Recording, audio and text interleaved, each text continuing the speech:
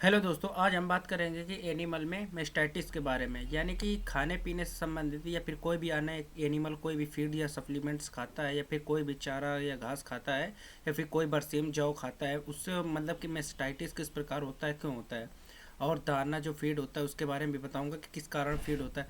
आज का टॉपिक यही रहेगा कि हम लोग हमारे जो पशु होते हैं उसमें मेस्टाइटिस खाने पीने से कैसे होता है, इसके बारे में बात करेंगे।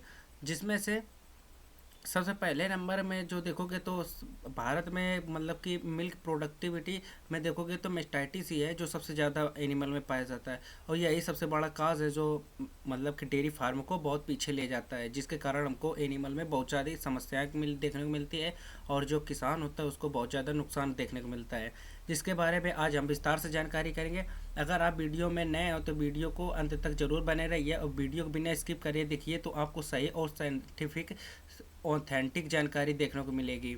तो चलो बिना कोई वीडियो में देरी किए आपको पूरा बात बताते हैं। तो एनिमल में मेस्टाइटिस होता क्यों है? जैसे कि जनरली एनिमल देखते हो तो कोई भी खेत में चढ़ने जाता है या फिर कोई एनिमल जैसे होते हैं, ऑनर भी होते हैं, वो एनिमल को क्या करते हैं कि बांध कर सेकिंग या फिर फीडिंग कराते हैं अपने एनिमल को। तो जो सबसे ज़्यादा देखोगे तो अपने इधर यही होता है, जो कि मतलब कि मेस्टाइटिस का एक खान पान से संबंधित जो थनैला रोग होता है, इसका भी एक बहुत ज़्यादा प्रभाव पड़ता है। जैसे कि हम एनिमल को कोई भी चीज़ या सप्लीमेंट्स खिलाते हैं तो वो क्या करता है, एनिमल जैसे कि यहाँ पर मैं कर्सर कर रहा हूँ तो एनिमल इसको खाता है और उसको खाने के बाद में एनिमल को ये खाने के बाद डाइजेस्ट होकर यहाँ पर पहुँचता है ह्यूमन में और रेटिकुलम वगैरह पहुँचता है। तो यहाँ पर क्या होता है, जो भी एनिमल फीड सप्लीमेंट्स खा रहा होता है वो क्या होता है, वो एनिमल के पेट में जाता है और वहाँ पर जाने के बाद बैक्टीरिया जो होता है वो ग्रोथ करता है। और वहाँ पर देखोगे तो जिस प्रकार यहाँ पर देखो एनिमल ने कोई चीज़ फीड सप्लीमेंट्स खाए और ईसोफेगस से होकर के रेटिकुलम से होकर एबोमेजम और ह्यूमन में ये जाकर चलता है। जब ये ह्यूमन में जाकर जाता है तो यहाँ पर बैक्टीरिया का पहले से जो होते हैं बैक्टीरिया उपलब्ध रहते हैं खाना पचाने के लिए, और यहाँ पर वो बैक्टीरिया जो होते हैं उनका भी लॉस करता है और उसके साथ में इन बैक्टीरिया को मारता है। और ये जो होता है बैक्टीरिया यहाँ से होते हुए एनिमल की जो होता है अडर पर जाके पहुँचते हैं, जो कि बहुत ज़्यादा भयानक क्रिया है जिसपे कि एनिमल को बहुत ज़्यादा पीड़ा उत्पन्न होती है जब मेस्टाइटिस हो जाता है। और देखोगे तो एनिमल में जैसे ये फूड कोई चारा जैसे खाया है, जैसे कि कोई भी फूड खाया तो वो क्या हुआ, वो फूड गया एनिमल के ह्यूमन में जाते वो CO2 में टूट जाता है और उसके बाद में CH4 में टूट जाता है। H2 जो होता है वो निकल जाता है, उसके साथ में CH4 बन जाता है। CH4 बनने के बाद में एनिमल जो होता है उसे मतलब कि रेक्टल के थ्रू बाहर निकाल देता है, मतलब जिसे हम डाइजेस्टा या फिर मतलब कि गोबर भी कह सकते हैं, उसको बाहर निकाल देता है।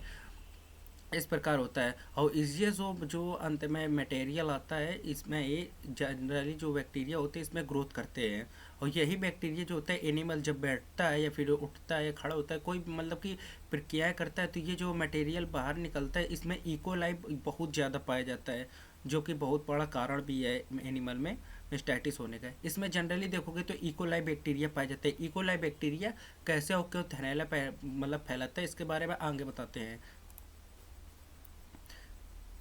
एनिमल में जनरली देखोगे तो जैसे है कि एनिमल मतलब कि वो गोबर किया या फिर यानी कि इंजेस्टा को बाहर निकाला, और वो जो इंजेस्टा होता है वो एनिमल बैठता है या फिर उधर उधर दौड़ता है बैठता है तो क्या होता है एनिमल के टीथ पर यानी कि थनों पर उसके गोबर लग जाता है।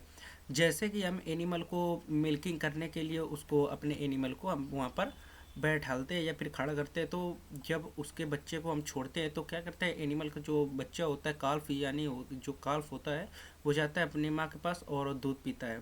जब वो दूध पीता है तो उसमें देखोगे तो एक उसकी पिट्यूटरी ग्लैंड से जो होता है एक हार्मोन निकलता है जिसे ऑक्सीटोसिन कहते हैं। ये जो ऑक्सीटोसिन होता है ये क्या करता है, यहाँ से दिमाग से निकलता है, यहाँ से होते हुए ये क्या करता है एनिमल को मतलब कि मिल्क लेट डाउन मिल्क निकालने में मदद करता है। जैसे मिल्क लेट डाउन की बारी आती है यानी कि एनिमल के थनों से मिल्क निकलने लगता है, यानी कि एनिमल के जो थन होते हैं उससे दूध जैसे ही निकलने लगता है तो उस मिल्क में क्या होता है कि जगह बन जाती है, यानी कि जहाँ से मिल्क आ रहा है वहाँ पर छेद है तभी तो मिल्क आ रहा है। ये एक कारण है कि जैसे हम कोई एनिमल का मिल्क निकाल रहे हैं तो वो क्यों निकल रहा है, क्योंकि वहाँ पर एनिमल के छेद होगा तभी तो मिल्क आ रहा है। तो एनिमल जैसे कि हमने पहले ही बताया था कि वो जो गोबर होता है इंजेस्टर उसमें क्या होता है इकोलाई बैक्टीरिया पाया जाता है। इकोलाई बैक्टीरिया क्या करता है उन टीथ में जो छेद के द्वारा अंदर चला जाता है, जैसे अंदर जाता है तो वह क्या करता है कि अपना जो अडर होता है, अडर या थन में, और उसके जब बाद में जो मिल्क ग्लैंड होते हैं उनमें अपना ग्रोथ करता है। और उसमें अपना ग्रोथ करने के बाद में अपनी संख्या को जब काफ़ी ज़्यादा बढ़ा लेता है, उसके बाद में एनिमल को बहुत ज़्यादा वो प्रभावित करता है। जैसे कि उसमें आप सबसे पहले क्या देखोगे, तो एनिमल में उसमें जो टीथ होता है, थन होता है, उसकी बहुत ज़्यादा स्वेलिंग देखने को मिलती है, तो उसमें बहुत ज़्यादा दर्द देखने को मिलता है। आप उसको दबाओगे तो उसमें मतलब कि काढ़ापन देखने को मिलता है, और गर्म जो होता है वो बहुत ज़्यादा होता है। अगर एनिमल में ये होता है तो बहुत ही दर्दनाक उत्पीड़न प्रक्रिया है। उसके साथ में आप लोगों को फ्लो चार्ट की सहायता से इधर पे स्क्रीन पर दिखा रहा हूँ। जैसे कि भी कोई भी इकोलाई बैक्टीरिया आया, वो क्या हुआ, मिल्क ग्लैंड में यहाँ पर चला गया। जैसे यहाँ पर जाता है तो यहाँ पर अपना ग्रोथ करता है। यहाँ पर जैसे ही ग्रोथ करता है तो हमको अचानक क्या होता है, टीथ जो होते हैं एकदम तो स्वेलन हो जाता है, यानी कि सूज जाता है। और जैसे ही टीथ सूजता है तो वहाँ पर लालिमा आ जाती है, उसके साथ में दर्द बहुत ज़्यादा होता है, जो हम उसको छूने या फिर पकड़ने में बहुत ज़्यादा दर्द तकलीफ होता है, जिससे हम लोग समझ सकते हैं कि एनिमल को मतलब कि मेस्टाइटिस हुआ है। मेस्टाइटिस जनरली देखोगे तो एक ही बैक्टीरिया नहीं है, इकोलाई, मैंने इकोलाई बता दिया है एक बैक्टीरिया जो सबसे ज़्यादा फील्ड में मेस्टाइटिस करता है। लेकिन इकोलाई के अलावा भी क्लोस्ट्रीडियम होता है, क्लोस्ट्रीडियम के साथ में और भी कई मेस्टाइटिस पाए जाते हैं।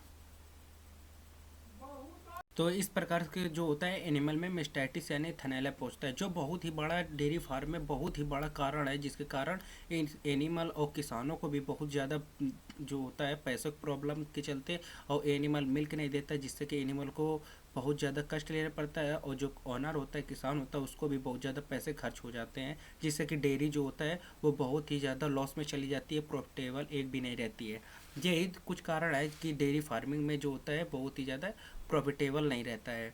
अगर आप लोगों ने मतलब कि इसका बहुत अच्छे से केयर कर ली, बहुत ही अच्छा साफ़ सफाई कर लिया, ध्यान दे दिया, तो डेयरी फार्मिंग से अच्छा कोई बिजनेस भी नहीं है। सबसे अच्छा बिजनेस देखोगे तो डेयरी फार्मिंग है। अगर आपके पास कोई भी स्किल वगैरह नहीं है तो आप लोग इसका जो आपके पास है थोड़ा बहुत जगह, तो आप लोग ये प्रयोग डेयरी फार्मिंग कर सकते हैं। तो आज के लिए इतने ही जानकारी थी। अगर आपको इसके ट्रीटमेंट के बारे में और मेस्टाइटिस के और भी प्रकार के बारे में, कि मेस्टाइटिस कितने प्रकार के होता है, थैलेला कितने प्रकार के होता है, इसके बारे में आपको और भी जानकारी चाहिए उसकी, और कितने प्रकार के थैलेला होते, विस्तार से जानकारी चाहिए, उनका ट्रीटमेंट चाहिए, तो आप लोग मुझे कमेंट सेक्शन में ज़रूर बताएं। मैं आपको ज़रूर, आपके बहुत सारे कमेंट सेक्शन में कमेंट्स आएंगे तो मैं उसके पर वीडियो बहुत जल्दी ही लाऊँगा। तो आज के लिए इतनी वीडियो थी। नमस्कार, जय हिंद, जय भारत।